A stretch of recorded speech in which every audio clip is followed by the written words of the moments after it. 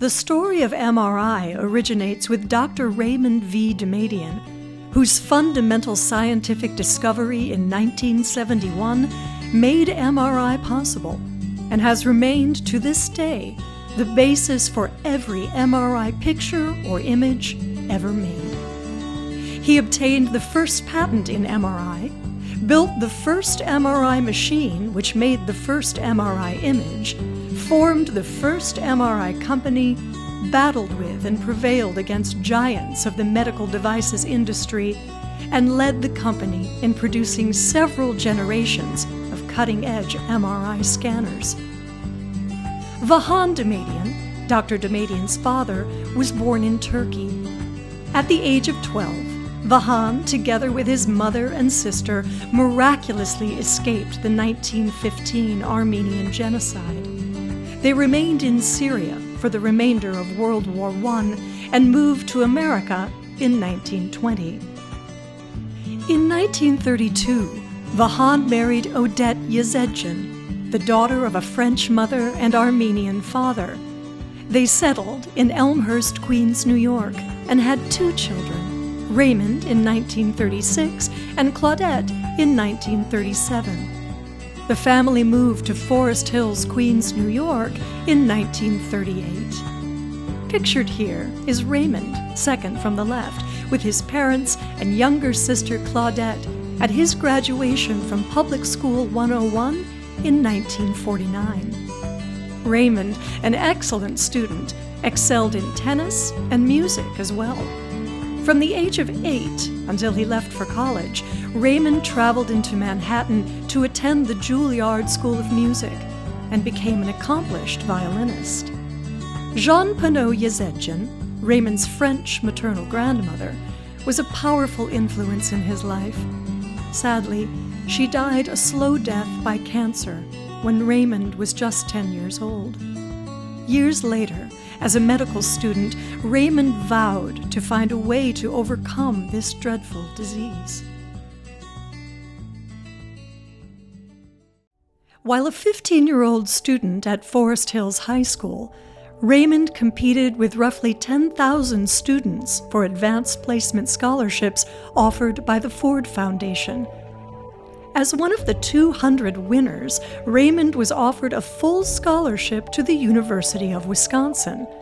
Even though he was an outstanding Juilliard-trained violinist and had been playing championship tennis at the Junior Davis Cup level, he decided that his chances of succeeding in a career as a concert violinist or a professional tennis player were slim. He accepted the scholarship and was off to Madison, Wisconsin.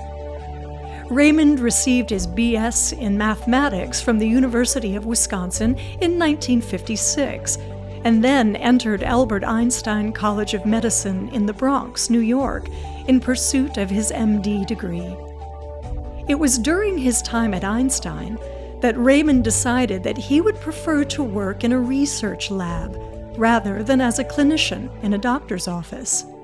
In the summers, while in medical school, Raymond worked as a tennis pro at the Dune Deck Hotel in West Hampton. It was during that time that he met the love of his life, Donna Terry, a local girl studying to be a nurse at Houghton College in Houghton, New York. They were married on June 4, 1960, less than a week after Raymond graduated with his medical degree. As a newly minted MD, Dr. Damadian fulfilled his intern and residency requirements at Kings County Hospital Center in Brooklyn, New York, an affiliate of the State University of New York Downstate College of Medicine. During his tenure there as an assistant resident in internal medicine, he became extremely interested in the process by which the delicate balance of fluids and electrolytes is maintained in the human body, putting him on a path of research that would eventually lead to his fundamental discovery, making an MRI machine possible. That path included a fellowship in nephrology at the Washington University School of Medicine in St. Louis, Missouri, a fellowship in biophysics at Harvard University, and a stint at the U.S. Air Force School of Aerospace Medicine in the physiological chemistry section. Raymond and Donna started their family in 1964 with the birth of Timothy, followed by Jevin in 1966 and Kira in 1973.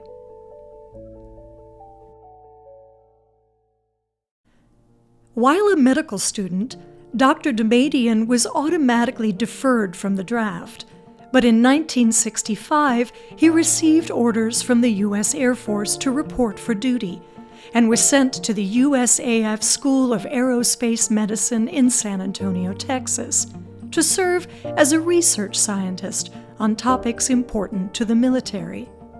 Fortunately, newly minted Captain Damadian was allowed to continue his own research in parallel with conducting experiments on a liquid rocket propellant that was needed by the Air Force. By 1967, Captain Damadian had fulfilled his military obligation and returned to Downstate Medical Center, this time as an associate professor of medicine and biophysics. The concept of the MRI machine was born in 1969. It was at Downstate Medical Center in Brooklyn, New York, that Professor Damadian began the long and challenging journey ultimately leading to the invention of the MRI scanner. While working on a research project, he was introduced to a physical phenomenon known as NMR, nuclear magnetic resonance. NMR spectrometers, used by chemists for years, could detect radio signals from the contents of a test tube placed in a magnetic field and analyze the signals to determine the content's molecular identity and structure.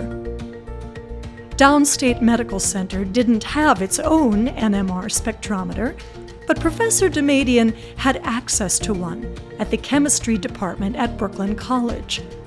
Although it wasn't immediately helpful to him, he wholeheartedly embraced NMR technology and soon conceived the idea of using it on a much larger scale.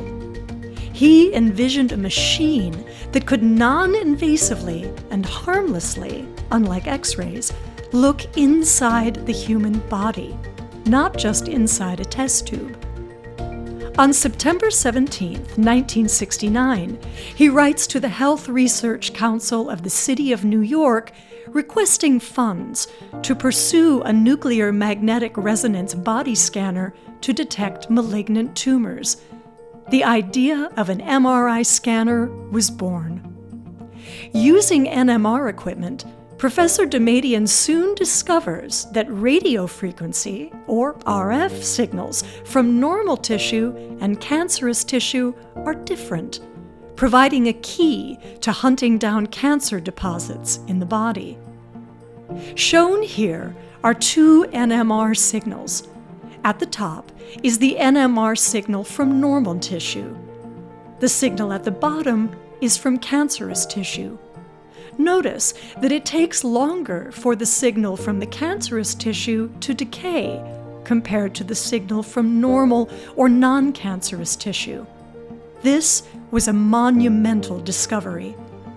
Professor Damadian's discovery was reported in the March 29, 1971 issue of Science, the academic journal of the American Association for the Advancement of Science, entitled Tumor Detection by Nuclear Magnetic Resonance. It was the first MRI paper ever published.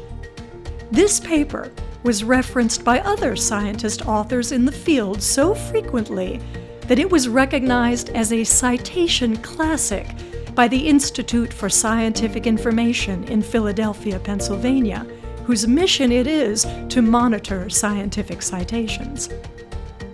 In the spring of 1971, the Downstate Reporter published Professor Damadian's discovery, his intention to build a human-sized scanner, and his voxel by voxel scanning method, which was the first MRI method ever proposed. The next step was to secure a patent.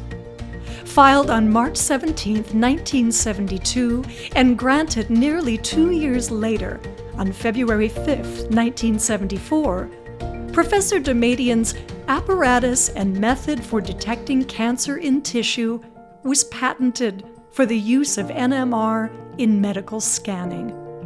It was numbered 3789832, often referred to as just 832.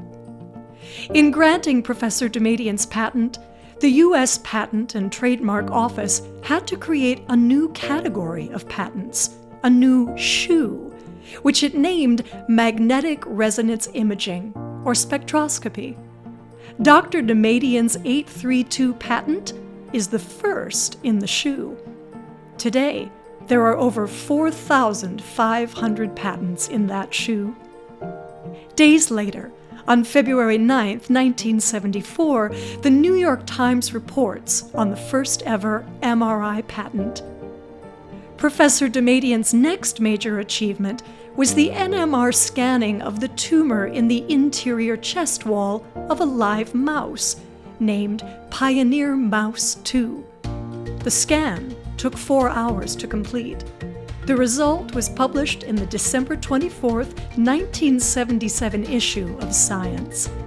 The computer-generated image looked like a hazy Christmas tree ball, which pleased the editor of Science because he was looking for something appropriate for Christmas for the cover of the December issue. The method for acquiring the NMR data was named the FONAR method, an alternating acronym for Field Focused Nuclear Magnetic Resonance. The name FONAR would be used again, not too far in the future.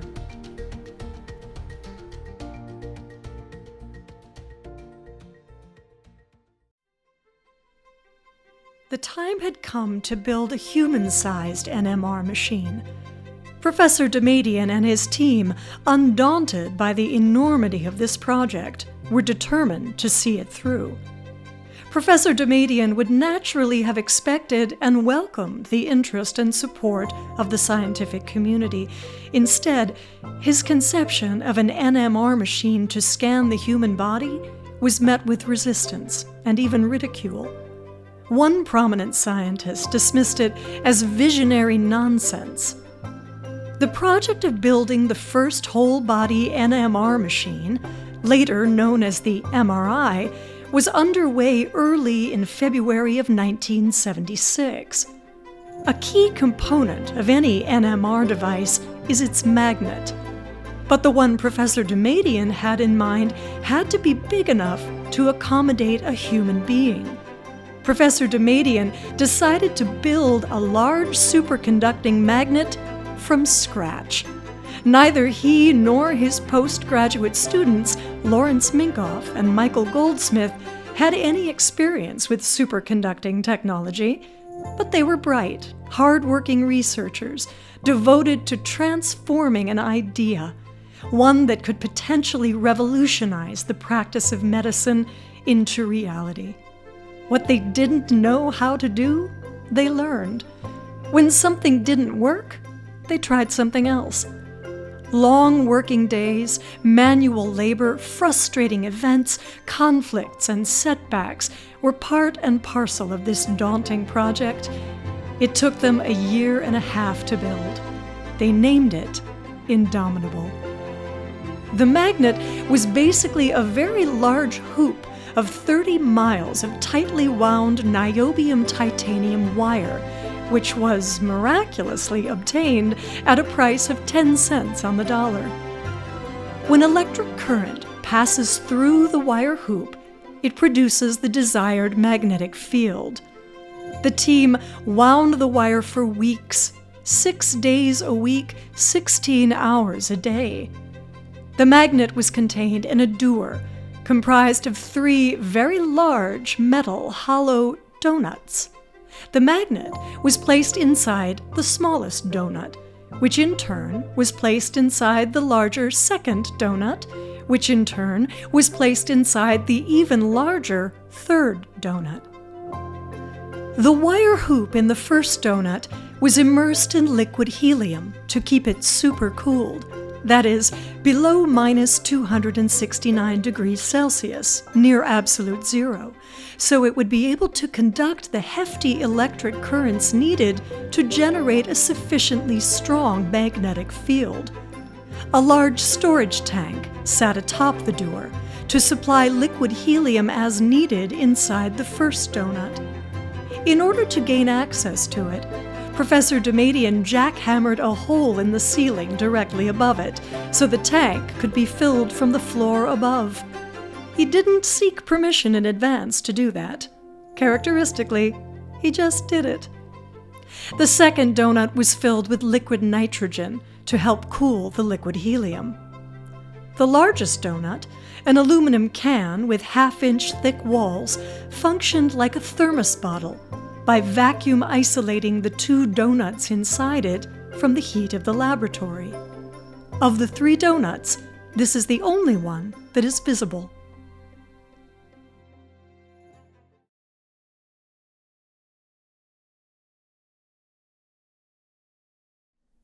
Professor Damadian volunteered to make the first attempt at a whole-body scan. Nobody knew if a strong magnetic field would produce any cardiac-related side effects, so he had a cardiologist on hand, standing at left in the photo, just in case something went wrong.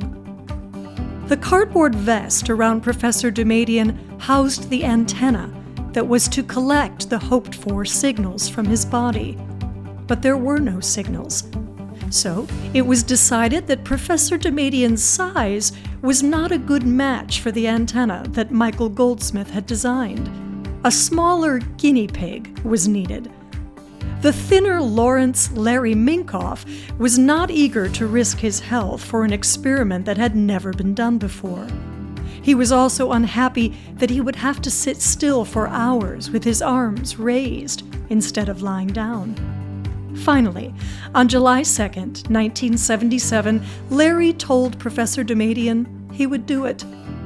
That very evening, shortly before midnight, he put on the vest and took his seat inside Indomitable. As soon as the machine was turned on, there was a signal.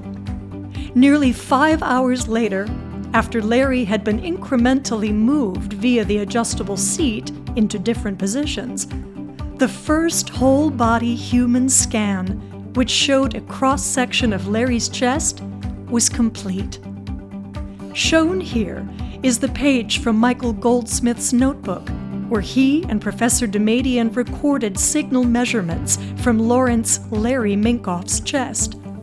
Measurements were collected at 106 points, 2 minutes and 11 seconds per point. When each of the 106 numeric values was given a corresponding color and drawn on a sheet of grid paper, the result, although rough, was an otherwise accurate picture of Larry's chest. The jubilant Professor Damadian writes in Goldsmith's notebook, July 2, 1977, fantastic success.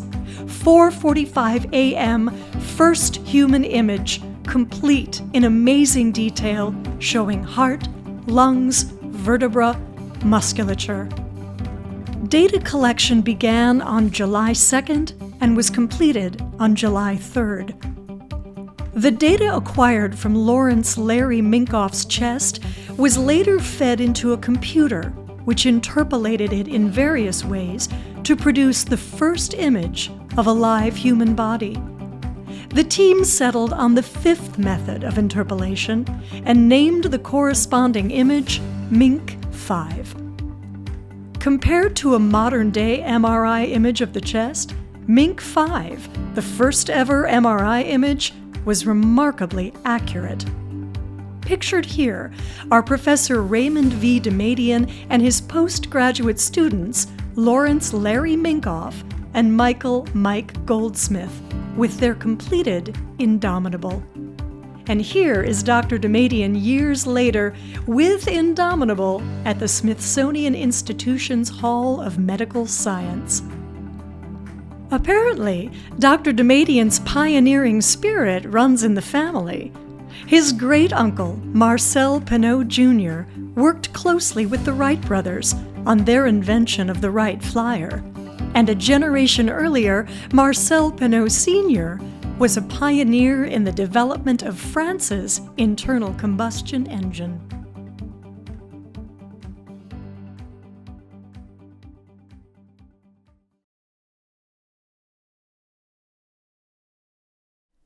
Encouraged by the success of Indomitable, Dr. Damadian was eager to bring the benefits of this revolutionary technology to the world. He left academia and started his own business in 1978, soon thereafter named Phonar Corporation. The company introduced the world's first commercial MRI scanner in 1980 and became a publicly traded entity in 1981. Phonar has since installed over 400 MRI scanners the world over. But Dr. Damadian's path to eventual success as an MRI manufacturer had many things in common with his path to discovery and the building of Indomitable: opposition, interference, discouragement, technical difficulties and challenges, financial struggles, and an extraordinary amount of hard work. The potential of NMR imaging to revolutionize diagnostic medicine was quickly recognized. By 1983, there were 13 companies committed to manufacturing MRI scanners, including the well-heeled corporate giants Johnson & Johnson, General Electric, Philips, Siemens, and Hitachi. A David versus Goliath battle ensued, fought in the marketplace and in the courts. 15 years later, on May 27, 1997, the U.S. Supreme Court ordered General Electric to pay Phonar over $128 million for patent infringement. Against all odds, Phonar prevailed. Phonar built the first ever commercial MRI in 1980 and named it the QED-80. QED is the abbreviation for the Latin phrase meaning that which was to be demonstrated.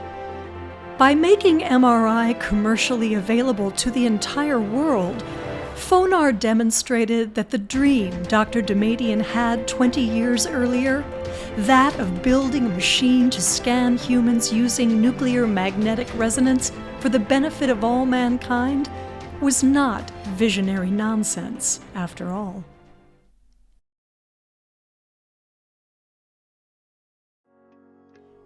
Every MRI uses a powerful magnet. The QED-80s was a permanent magnet, which is the type of magnet often used to attach things to a refrigerator. Only the QED-80's magnet was a lot more powerful.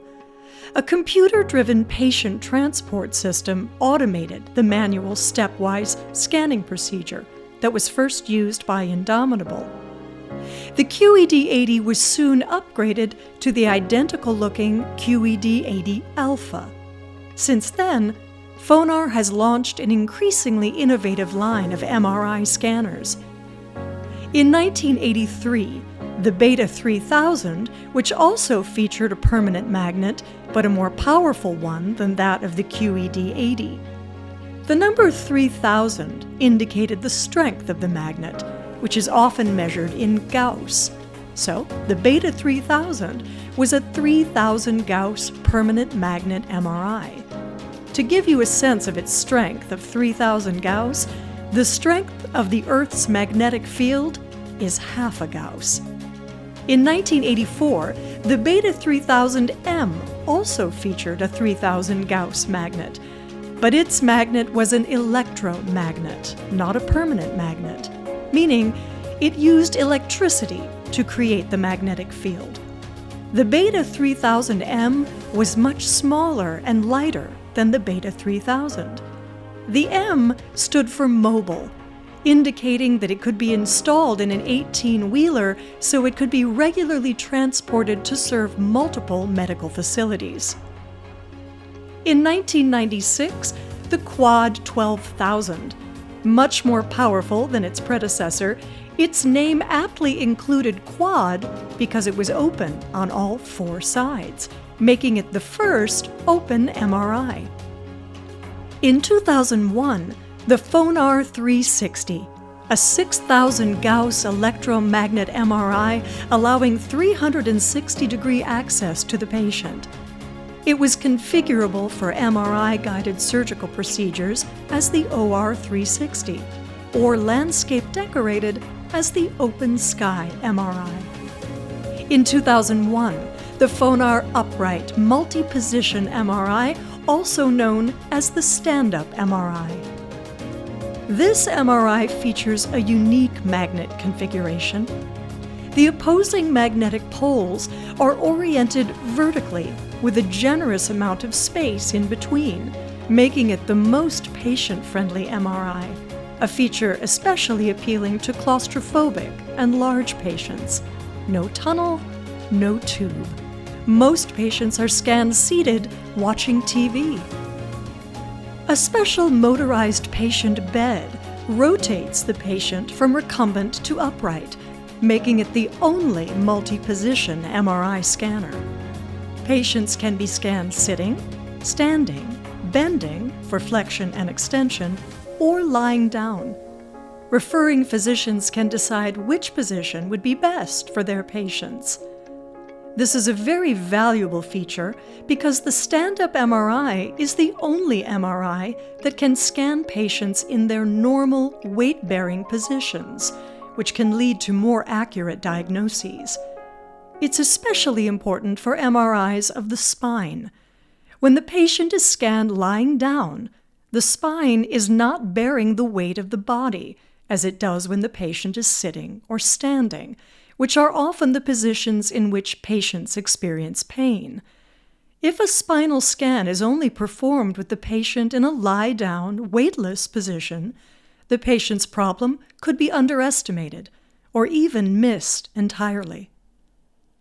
These are the same-day images of the lumbar spine of a patient who had undergone back surgery but was continuing to experience pain.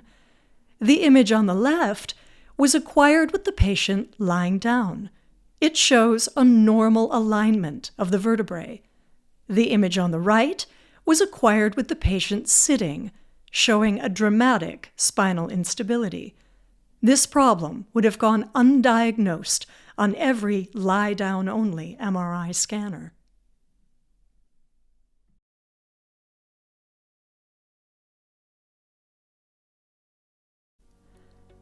Dr. Damadian received numerous awards for his achievements. On July 15, 1988, Dr. Damadian received the nation's highest honor in technology, the National Medal of Technology, presented by President Ronald Reagan for his independent contributions in conceiving and developing the application of magnetic resonance technology to medical uses, including whole-body scanning and diagnostic imaging. Raymond Damadian for his independent contributions in conceiving and developing the application of magnetic resonance technology to medical uses, including whole-body scanning and diagnostic imaging. Dr. Damadian was inducted into the National Inventors Hall of Fame on February 12, 1989, for the invention of magnetic resonance scanning, joining a select group of renowned pioneers, including Orville and Wilbur Wright, Henry Ford, Thomas Edison, and Alexander Graham Bell. In his letter to the attendees of the 1989 induction ceremony, President George H. Bush salutes Dr. Damadian for his invention of the medical device that saves lives around the world. On April 24, 2001, the Lemelson MIT program named Dr. Damadian the winner of the 7th Annual Lemelson MIT Lifetime Achievement Award for Invention and Innovation, recognizing him as the pioneer of magnetic resonance scanning technology. On April 29, 2004, in Philadelphia, Pennsylvania, Dr. Damadian received the Benjamin Franklin Medal and the Bauer Award for Business Leadership for his contribution to the origination of MR scanning. These awards are widely regarded as the American Nobel Prizes. The citation read, "In 1969, Raymond Damadian first proposed the idea of using nuclear magnetic resonance technology to scan the human body externally for early signs of malignancy. He went on to design and build the first MR scanner that produced the first human image in 1977.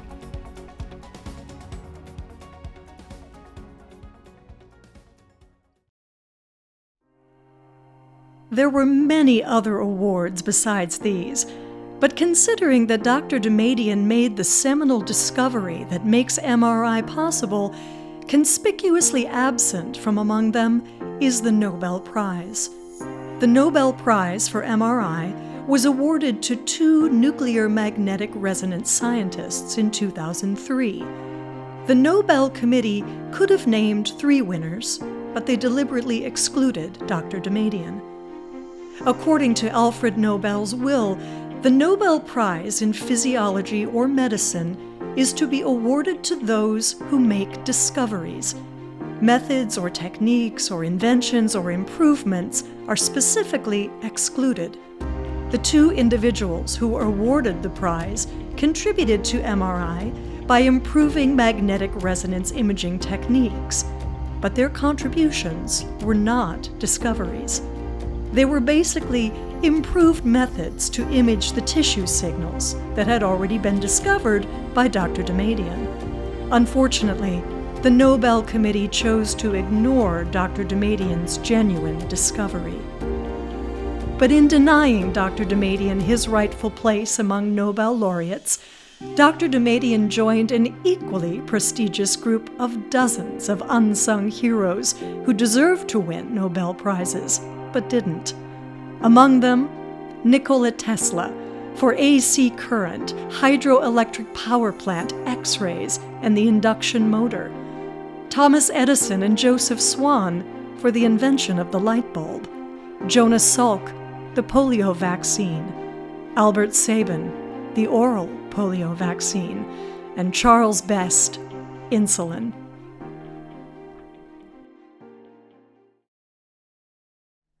Of course, being unjustly overlooked for the Nobel Prize was initially an overwhelming disappointment for Dr. Damadian, although to a far lesser degree, the disappointment would remain with him for the rest of his life. But Dr. Damadian would not be overcome by it. The reason? His faith. In 1957, Raymond, then a 21-year-old medical student, accepted Jesus Christ at Billy Graham Crusade held in Madison Square Garden. As his faith deepened over the ensuing years, Raymond became a devoted, outspoken Christian, and later in life, an ardent creation scientist. It was his faith that enabled him to put the disappointment of not winning the Nobel Prize in MRI, which he so clearly deserved, into proper perspective. He said this, "Ultimately, I fully understand that the greatest reward for my work is not through some public recognition, but rather through the millions of lives helped by MRI. Not being awarded the Nobel Prize doesn't diminish in the least the much greater gratitude I experience, knowing the many lives my invention has helped save, and that it has given humanity a new tool with which to successfully battle disease. And make no mistake about it, for anything good that has ever come as a result of me, all of the glory and all of the honor are His and His alone." To those who embrace the truth, Dr. Damadian is, indeed, the father of MRI.